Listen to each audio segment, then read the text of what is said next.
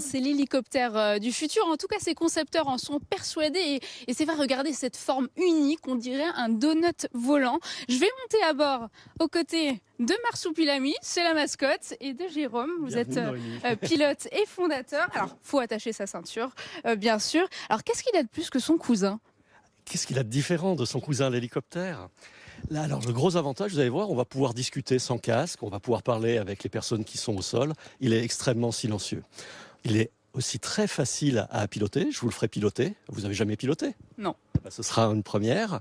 Et puis, il ne consomme quasiment pas d'énergie. On est en électrique et on peut voler une journée entière. Et on l'utilise pourquoi, ce donut volant? Alors, aujourd'hui, ce sera pour du loisir, parce que beaucoup de gens rêvent quand ils le voient voler.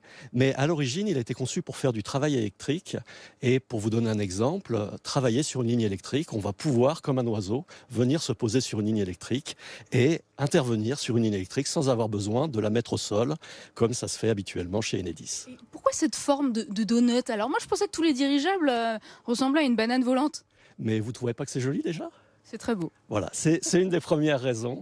Et la deuxième raison, c'est que si vous avez du vent, quand vous avez un dirigeable habituel, ça a une forme de cigare, c'est très beau, mais ça a aussi une forme de manche à air, donc ça s'oriente dans le vent.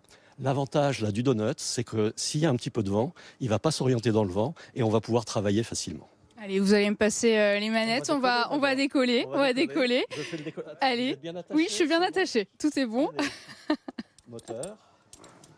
Il faut savoir que l'avantage aussi, c'est côté budget, c'est moins d'1 € par heure de vol, là où l'hélicoptère pourrait coûter une fortune en carburant. Si vous en voulez une, elles sont assemblées près de Grenoble. Alors on est prêt à embarquer à bord de ce donut volant. On a décollé, alors vous me passez les manettes. Je vais le stabiliser. Il n'a pas envie de me passer les manettes, je pense qu'il a peur, Jérôme. On va monter un petit peu. Et je vais le stabiliser d'abord. Et là, vous voyez, je passe en automatique. Donc, il vole automatiquement, on ne bouge plus. Et si vous voulez, vous pouvez le laisser tourner sur lui-même. Vous le tournez, vous le tournez comme ça. Voilà. Et vous allez voir, on va tourner sur nous-mêmes. Comme ça, tout doucement. Non, tournez-le sur lui-même comme ça. Bon, faut que je prenne encore la main. Voilà. Vous voulez que je prenne le micro? Allez. Donc, vous faites tourner sur elle-même la manette.